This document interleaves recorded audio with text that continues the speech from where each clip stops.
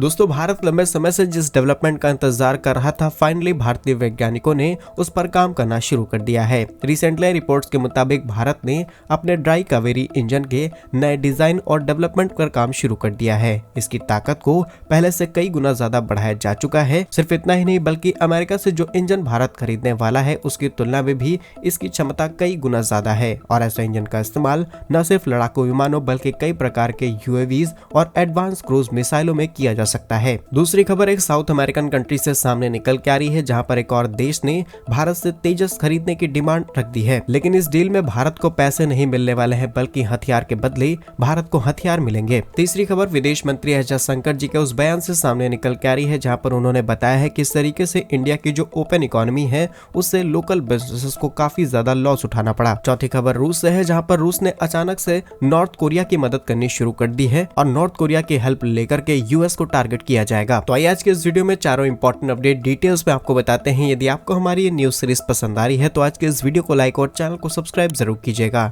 सबसे पहले भारत के ड्राई कावेरी इंजन से आ रही अपडेट की बात की जाए तो भारत की डिफेंस एंड एरोस्पेस इंडस्ट्री को आत्मनिर्भर बनाने के लिए ब्रह्मोस एरोस्पेस की तरफ से ड्राई कावेरी इंजन पर काम शुरू किया जा चुका है। जहां पर ब्रह्मोस एरोस्पेस की तरफ से ड्राई कावेरी इंजन के लिए एक नए आफ्टर बर्नर का डेवलपमेंट शुरू किया गया है और इस प्रोजेक्ट के तहत भारत के पास जो एग्जिस्टिंग इंजन है इसकी पावर को और ज्यादा इंक्रीज किया जाएगा। ऑलरेडी इसके डिजाइन और कुछ मेजर कंपोनेंट चेंजेस पर काम शुरू किया जा चुका है, जिससे हम ये कह सकते हैं कि आने वाले कुछ समय में हमें इसके पॉजिटिव रिजल्ट्स देखने को मिलेंगे। जहां ड्राई कावेरी इंजन जो कि कावेरी इंजन की फैमिली का ही एक पार्ट है और इसे गैस टरबाइन रिसर्च एस्टेब्लिशमेंट की तरफ से डेवलप किया गया है। जहां अगर इस इंजन की कुछ डिटेल्स की बात की जाए तो ड्राई कावेरी इंजन का थ्रस्ट करीब 80 किलो न्यूटन्स का है। वहीं इसका इस्तेमाल न सिर्फ लड़ाकू विमान बल्कि कई प्रकार के यूएवीज और एडवांस क्रूज मिसाइलों में किया जा सकता है। बट यहाँ पर जो मेजर डेवलपमेंट देखने को मिल रही है, जब इसे तैयार किया गया तो इसकी थ्रस्ट कैपेसिटी 50 से 55 के आसपास थी, लेकिन अब इसमें और ज्यादा इन्हेंसमेंट की गई है, जिसके बाद इसे 80 किलो न्यूटन तक इजिली ले जाया जा सकता है। अगर कंपैरिजन किया जाए अमेरिका से, तो अमेरिका के जिन 404 इंजन का इस्तेमाल हम अपने तेजस में करने वाले हैं, इसकी मैक्सिमम कैपेसिटी 48.9 किलो न्यूटन की है एंड आफ्टर बर्नर के बाद इसकी कैपेसिटी 78.7 किलो न्यूटन के आसपास है। यानी कि 80 किलो न्यूटन का थ्रस्ट काफी ज्यादा है with compare to F404 engine. After burner की हकीकत यही है कि इसके पास ऐसी कैपेसिटीज है जो कि इसकी हीट को काफी हद तक डिस्ट्रीब्यूट करते हुए इसे ठंडा रखने में काफी ज्यादा मदद करते हैं। और ऐसे इंजन पर खबरें बहुत कम सुनने को मिलती हैं और फिर भी ये प्रोजेक्ट भारत के लिए बहुत ज्यादा इंपॉर्टेंट है, क्योंकि न सिर्फ अमेरिकन इंजन बल्कि इंजन पर जो हमारी डिपेंडेंसी है सालों पुरानी है। अगर आज भारत ने इस बैरियर को नहीं तोड़ा तो डेफिनेटली फ्यूचर में हमें कई प्रॉब्लम फेस करनी पड़ सकती हैं। तो इसलिए हम आपसे आंसर जानना चाहेंगे कि गवर्नमेंट ऑफ इंडिया को स्पेशली जेट इंजन के बजट को इंक्रीज करना चाहिए, क्योंकि इनका इस्तेमाल न सिर्फ जेट्स में बल्कि यूएवीज एंड कई प्रकार की क्रूज मिसाइलों में किया जा सकता है। कमेंट्स में यस और नो के साथ आंसर जरूर कीजिएगा। नेक्स्ट इंपॉर्टेंट अपडेट भारत और साउथ अमेरिका से सामने निकल के आ रही है, जहां कुछ दिनों पहले ही पीएम मोदी साउथ अमेरिका जाते हैं, स्पेशली ब्राजील में G20 के लिए, और वहां से खबर सामने निकल के आई कि भारत अभी तो जिस तेजस को तैयार कर रहा है उसमें हम अमेरिकन मेड इंजन का इस्तेमाल करने वाले हैं, लेकिन हमारी प्रायोरिटी इस चीज पर भी रहेगी कि हम अपने फाइटर जेट्स को एक्सपोर्ट के साथ भी आगे बढ़ा सके, सो दैट फ्यूचर में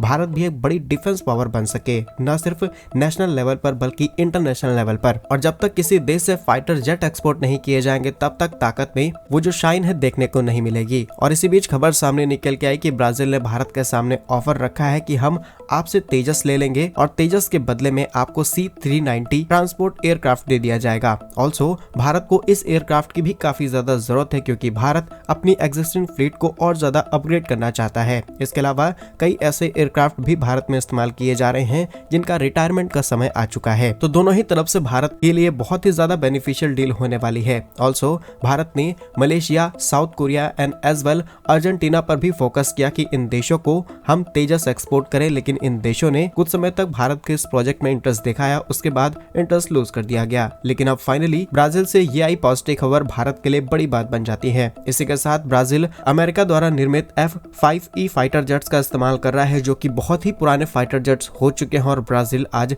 कई कॉम्प्लेक्स सिचुएशन फेस करता है, इसीलिए इन्हें भी एडवांस डिफेंस इक्विपमेंट्स की जरूरत है। और साथ ही साथ भारत को जानकारी के लिए आपको बता दें कि ब्राजील खुद अपने C-390 medium size twin engine jet power military transport aircraft को डिजाइन प्रोड्यूस करता है और कुछ समय पहले महिंद्रा के साथ साथ इनकी एक पार्टनरशिप भी की जाती है कि अगर भारत इसकी फ्लीट को और ज्यादा इंक्रीज करता है तो डेफिनेटली इसकी असेंबलिंग हम भारत में शुरू कर देंगे। असेंबलिंग का मतलब यही हुआ कि आगे चल के भारत C390 के रिपेयरिंग एंड मेंटेनेंस को भी इजीली अपने देश में कर पाएगा और इससे भारत का काफी पैसा बचने वाला है। तो दोनों ही तरफ से भारत के लिए बहुत अच्छी डील बन जाती है। बस अमेरिका भारत को इंजन सप्लाई करे, फिर हम तेजस इन्हें एक्सपोर्ट करना शुरू करें, क्योंकि जल्द ही एग्रीमेंट दोनों देशों के बीच साइन होने वाला है। नेक्स्ट इंपॉर्टेंट अपडेट की बात की जाए तो विदेश मंत्री एस जयशंकर जी के उस बयान से सामने निकल के आ रही है जिसके बाद दुनिया की कई बड़ी बड़ी कंपनीज की हालत खराब हो गई है। रिसेंटली बेंगलोर आयोजित 8th इंडिया आइडिया कॉन्क्लेव में बयान देते हुए विदेश मंत्री ने बताया कि भारत ने अपनी अर्थव्यवस्था को खुला रखा, लेकिन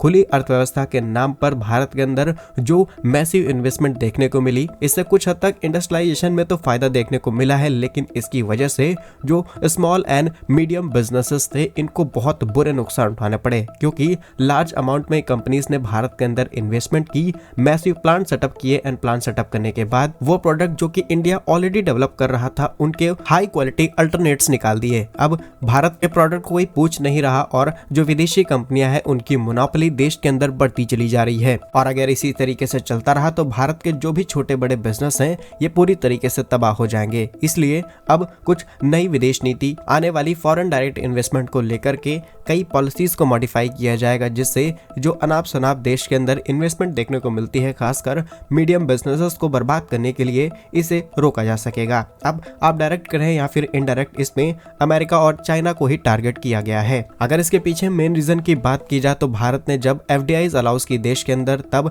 कंपनियों को बहुत सारी सब्सिडी दी जाती रही। सब्सिडीज की वजह से वो कंपनी सस्ते प्रोडक्ट भारत के अंदर बनाती रही और धीरे धीरे भारत की तरफ से प्रोड्यूस होने वाले तमाम तरीके के खाने पीने के रेगुलर इस्तेमाल होने वाली चीजों के जो छोटे बिजनेस थे वो साफ हो गए। वहीं क्लियर शब्दों में एस जयशंकर जी के बयान की बात की जाए तो उन्होंने कहा कि खुली अर्थव्यवस्था के नाम पर जो हमने दूसरे देशों को देश में लाभकारी खेल के मैदान पाने की अनुमति दी है, अब इसे रोकने का समय आ चुका है। यानी कि फ्यूचर में भारत की जो FDI है यानी कि फॉरेन डायरेक्ट इन्वेस्टमेंट, इसको लेकर के कुछ मॉडिफिकेशंस की जाएंगी सो दैट जो लोकल इंडस्ट्रीज हैं उन्हें डैमेज होने से बचाया जा सके। ऑल्सो गवर्नमेंट ऑफ इंडिया ने कई ऐसे स्टेप्स लिए हैं जैसे कि एंटी डंपिंग ड्यूटी लगाना, इसकी वजह से भी कुछ हद तक इंडस्ट्रीज को बचाया गया है, लेकिन ये शायद इनफ नहीं है। और यही वो खबर है जिसकी वजह से कई देशों की चिंता बढ़ चुकी है, क्योंकि ये देश बल्क में प्रोडक्शन भारत के अंदर करते हुए इंडस्ट्रीज को नुकसान पहुंचा रहे हैं। नेक्स्ट इंपॉर्टेंट अपडेट रूस और नॉर्थ कोरिया से सामने निकल के आ रही है, जहां पर दोनों ही देश काफी पुराने दोस्त हैं, लेकिन अब दोस्ती को नेक्स्ट लेवल पर ले जाया जा रहा है। रूस ने नॉर्थ कोरिया को अचानक S-400 एयर डिफेंस सिस्टम की सप्लाई कर दी। आप जानते होंगे कि S-400 दुनिया का सबसे बेहतरीन एयर डिफेंस सिस्टम में से एक है। इसी के साथ दुनिया भर में सवाल उठने लगे कि अचानक से S-400 की सप्लाई क्यों की गई। तब एक्सपर्ट्स ने इस बात का जवाब देते हुए बताया कि डोनाल्ड ट्रंप पावर में आ चुके हैं और सत्ता संभालते ही उन सभी देशों की हालत खराब करने वाले हैं जो कि कुछ समय पहले अमेरिका से भिड़ने की कोशिश कर रहे थे। इसलिए जापान में बैठ करके अमेरिका कुछ प्लान करे उससे पहले S-400 नॉर्थ कोरिया को भेजी जा चुकी है। बाकी क्या आप भी इस बात को मानते हैं कि ट्रंप के आने के बाद एक नया कॉन्फ्लिक्ट हमें देखने को मिल सकता है जियोपॉलिटिक्स में, या फिर नहीं? कमेंट्स में अपनी राय जरूर बताइएगा। ऐसा ही और वीडियोस पाने के लिए वीडियो को लाइक, चैनल को सब्सक्राइब जरूर कीजिए। वंदे मातरम, भारत माता की जय।